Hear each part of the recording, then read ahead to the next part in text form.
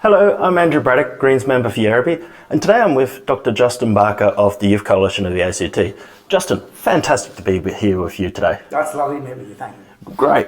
We just wanted to have a quick chat today about voting rights for 16 and 17-year-olds, because today we're actually holding an inquiry hearing into this matter, of which the Youth Coalition is also appearing. So I think it's a great time for us to have that conversation. Oh look, it's fantastic. This has been something on the debate for quite some time, and it's great to have it reappear again and to be taken really seriously. Yep. So why do you think that 16 and 17-year-olds should be able to vote here in the ACT? Well, it's quite clear that voting is a foundational part of our democracy. Being able to participate in an election, it's the kind of like the cornerstone of our democracy. And historically and across the world, every now and then we've had to think about who gets included in this vote, who gets it, and we've had to reappraise that and include people that we saw as citizens and as capable. And we're now at this point where we've got a lot of evidence. We no longer need to speculate or think, what are young people capable of and what are the implications of this.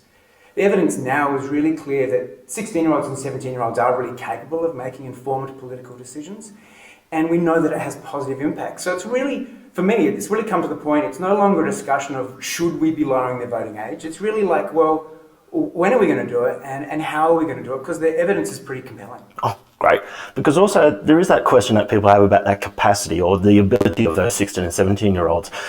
A number of times I've heard people say, oh, my 16-year-old is not aware of or not able to make a political decision or has no interest in it. So I'm really keen to hear what that evidence is. Yeah, look, and I think there's two key parts of this that are kind of linked to each other. That we already acknowledge in our society that 16-year-olds are capable of making a lot of decisions and are responsible enough to be able to start learning to drive, to pay tax and to get a job, to be able to live independently. They can get a house and they can get money from the government acknowledging their independence. So in some ways, culturally, we already acknowledge their capacity, and we've seen that in lots of realms. But the neurodevelopmental research really says that at the age of 16, people are able to make decisions in what we refer to as cold cognition as opposed to hot cognition, make these very rational and informed decisions. And I think that distinction between hot and cold cognition is a really important one to make. Because hot cognition is when young people, or anyone are under pressure and under urgency, and it makes it really difficult for them to make decisions. Now, there's evidence to say that up to the age of 25, there's more development that is needed for people in terms of consequential thinking and the impact and impulse control. So up to the age of 25. However, cold cognition is removed from that urgency. You get to have a discussion like you and I are having now, and you gain information, think about what you want, and it's not done under pressure. So the evidence, the psychological evidence is really clear that at the age of 16, in the conditions of cold cognition, 16-year-olds are just as capable of making informed and rational political decisions as the adults are. So we kind of already acknowledge it. We kind of already see that, in some ways you want your 16-year-old to be able to do some things and have responsibility, but on the other hand, we then second guess it. But the evidence is quite clear.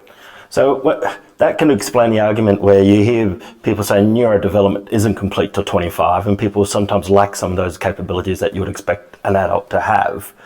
So what we're really talking there is about that hot cognition of in the pressure, under peer pressure or time pressure of some form, people making that spur of the moment decision. Is that am I understanding you correctly? No, absolutely, and it's a really important distinction. It's really, we're not talking about the same type of decision making. That hot cognition is so different from that cold cognition, so you're absolutely right. So whereas voting in an election where it's done in your own time, you've got a secret ballot where you're totally closed off from your peers and peer pressure and your parents, and you can decide where to put those numbers down on the ballot.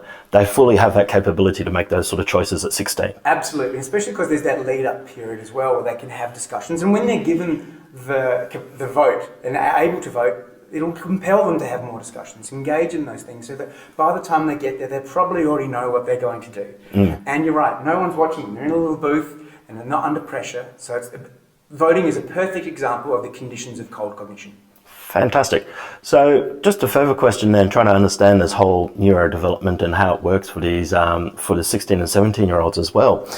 So for me, this is almost like it's the curriculum learning in action, where not only are they learning about democracy and how the systems of government work, but they're actually involved with it for the first time as well. So what are the benefits of that learning actually happening for 16 and 17-year-olds? Look, I think that often we think about 16-year-olds potentially not having as much information, having not access to the same type of education around politics.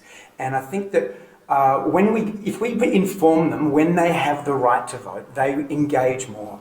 And again, this isn't my speculation, this is based on research. We know that in countries where they've lowered the voting age to 16 and 17, it has increased their political participation and engagement. So not just clearly just voting, but they are much more receptive to be involved in politics. Fantastic. Actually, their political trust goes up, and their belief in political efficacy goes up. And one of the really important bits is that that's not just at that point in time in their life. The earlier someone first votes and engages in the political system, the more politically engaged they are for their life.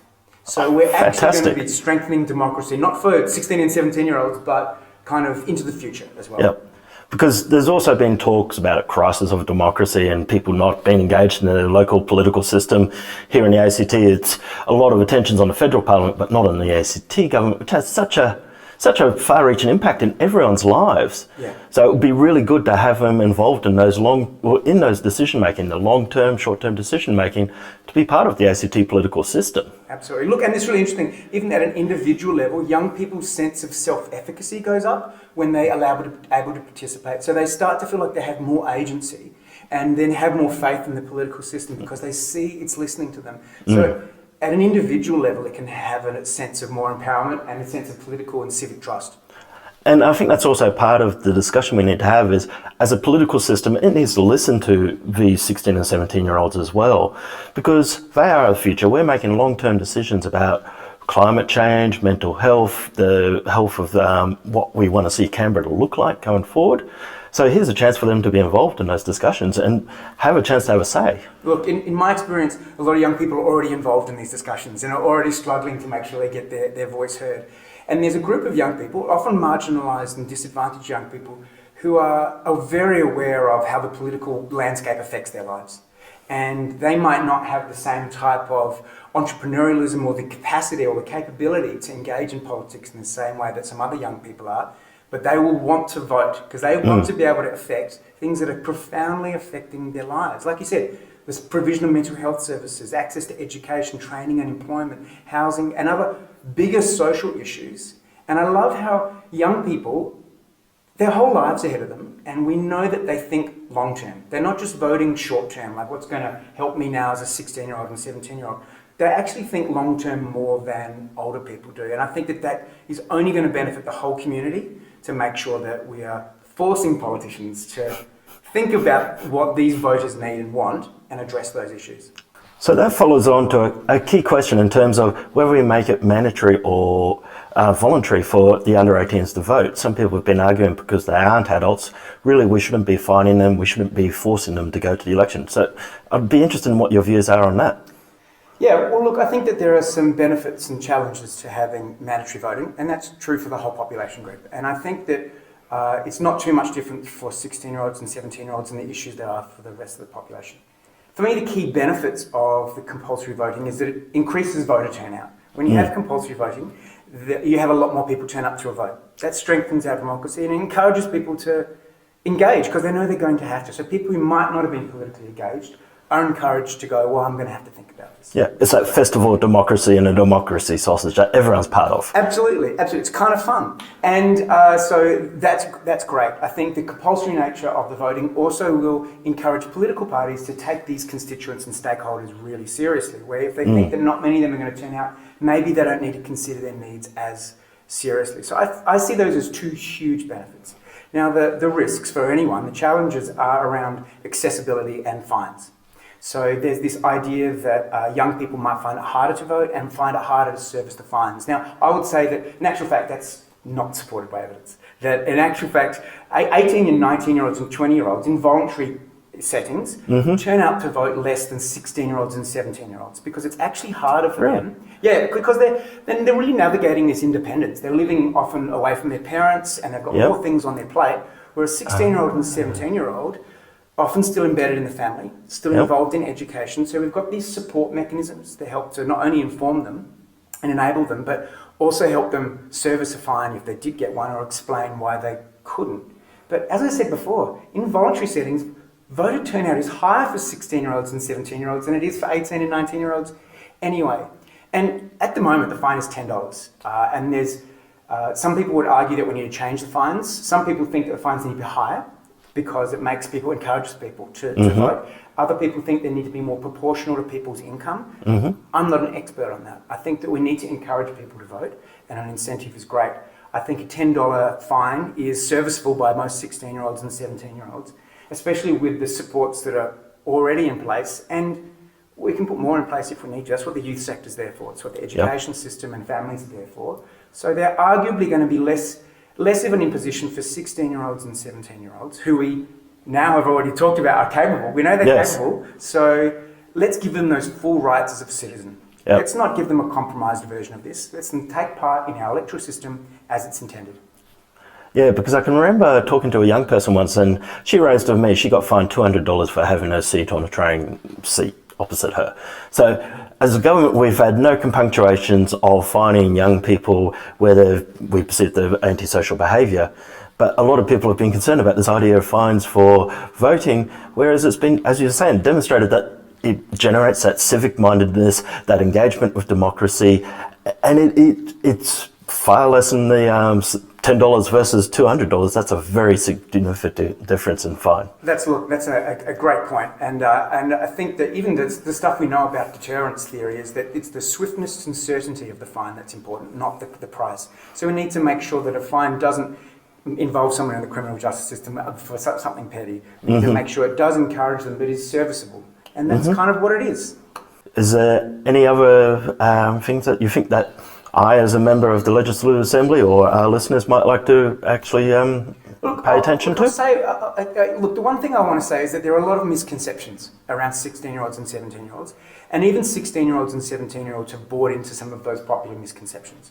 So I think it's really important that we do educate people. The evidence really is clear. There is no longer a need for us to work on assumptions and speculations and misconceptions of what they're capable of. We're really quite clear. So I think it's really important for us to educate and inform politicians, parents, adults, but also young people that, in the conditions of cold cognition, we know you can do this. And to give them that education, to be able to give them that opportunity and that responsibility. If you give them that responsibility, they will rise to the occasion. We know this. And it makes them feel more valued and recognises that they are a valuable part of our community. So I think we need to address those misconceptions. They don't do young people any good for us to keep saying these things about them that aren't true, and we need them not to believe it as well.